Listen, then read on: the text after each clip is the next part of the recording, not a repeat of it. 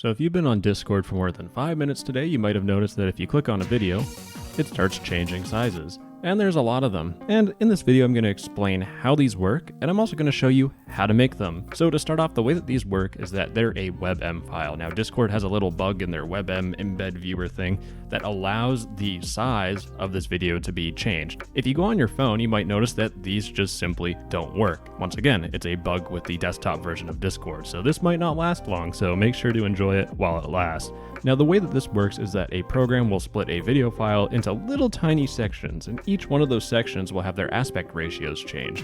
What does that mean? Well, they kind of just get smushed. So what happens is the program does this for each one of the video section, and what happens is that all those little sections are then recombined, but the unfortunate thing is that the audio isn't included in that. So what happens is that the program gets the audio from the original source video and adds it to the modified Webm file. And kaboom, when you combine them together, you now have this beautiful masterpiece that we've experienced for the last 24 hours and have totally not gotten bored of yet. So now that begs the question, how in the heck do I do this? Well, you need to go to the first link in the description and you will see this GitHub page. This is by Or Noir, who is very on the pulse with getting this figured out. Click on the big green code button, click download zip, and you should download a zip file. Let's ignore everything else I have downloaded here. I messed up this video about 30 times. Next up, we need to go to the second link in the description and click on this 16.16.0 LTS. We're downloading something called NodeJS because we need to use JavaScript. Open up the installer, just click on next. I accept the license agreement. Next, install. We're doing that because it might take a little bit. Now go to the third link in the description and you will see FFmpeg builds. We need to scroll down and look for FFmpeg master latest Windows 64 because I'm on Windows 64-bit. Then we want to get GPL shared. Click on that, it should download a zip file. And while that was happening, you might have noticed that you got a user account control pop-up, just like this. Make sure to open it if you see it flash in the taskbar. Click on yes. Then if we return back to our Node.js install, it should be all pretty close to being finished. And once it's finished, click on the finish button. It's that easy. No, I'm kidding. Now we need to get into the nitty-gritty of things. So what we need to do is we need to get and open that FFmpeg file that we downloaded. You should see this folder. Just drag it into your downloads. We're extracting the folder from it. Then once you do that, go back to your downloads. You should see this FFmpeg folder. We actually need to rename it so that it's just FFmpeg. So then once you rename it, you just need to click on the folder, right click, click cut. Then we need to go to this PC, C drive, and we just want to paste in that file right here. We're almost there. We got one more thing we need to do before we can actually start doing some crazy stuff. We need to go to the description and you will see this command here, setx mpath. You just need to copy that whole bad boy. You need to press the Windows key, type in cmd, and you will see command prompt. We want to click run as administrator. You might need to right-click it and click Run as Administrator, depending on your Windows version. Then click on Yes, it'll pop up, and all you need to do is just right-click to paste in this command and press Enter. Now, once it's done, type in FFmpeg and press Enter. If it says something like this, FFmpeg is not recognized as an internal or external command, you need to restart your computer. So, of course, I will need to do that, and I will be right back. Now, once your computer restarts and everything on planet Earth decides to open up, we want to click on the Start button, type in cmd, press Enter. We don't need to run it as administrator. Type in FFmpeg and press Enter. It should pop up with all this stuff. If you see all this stuff, give yourself a big thumbs up because we're ready to go, sweetheart. Open up your File Explorer, go to your downloads. We need to go to this Webm Maker thing. We need to click on it, right-click, and click Extract All.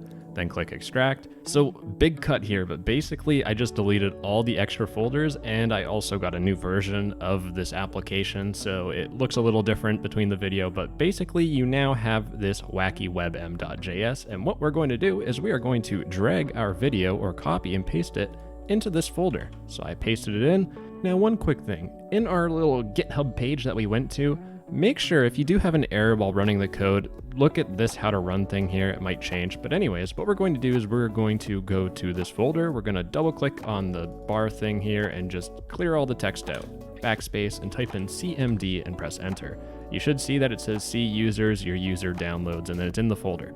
What you want to do is you want to type in node, then you want to do whack and press tab, and you will see wacky webm.js.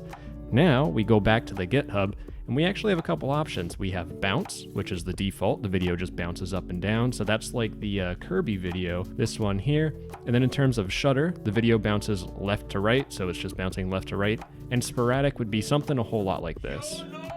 So pretty chaotic. So what I'm going to do is I actually want mine to be sporadic. So I'm going to type in sporadic. And unfortunately, you can't press tab to autocomplete. You do have to type out the whole word. Then once you do that, put in a space, and we need to add in our file. So in this case, my file's name is meme. So I'm going to type in YAH, then I'm going to press tab so it automatically fills, and press enter. And kaboom, splitting file into flame. Oh, flames? I mean frames, baby. But it's gonna do all this stuff for us. And that's it, boss man. We now have our meme_sporadic.webm. Actually, in fact, I am going to export every single one. Now, just before I show you the final results, I just want to shout out a couple people. Someone on my server named Zico helped me out when this application was broken for me and allowed me to record a big majority of this video. And I'd also like to shout out the development team for just updating the app. Literally, I made 15 minutes ago. I mean, the video was already edited and completed and uploaded, and kaboom, now it works even better and you don't have to worry about code messing up. Anyways, let's see how these bad boys look. So all you need to do is just drag these into Discord. So I'm gonna drag all three of them, upload, press enter. Discord's gonna upload them. Have a little bit of, oh, here we go. All right, first one, bounce. Yes, so that's bounce, this is shutter. So once again, just like bounce but moving in the other direction. And finally, sporadic.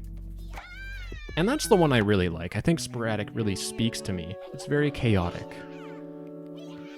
Anyways, this video is fantastic. And then he blows up and dies. And anyways, have fun making whatever type of video you want. Just try to keep it lighthearted. And, you know, make sure to enjoy it, because Discord might patch it out. Anyways, that's all I got, sweetheart. I love you. Mwah.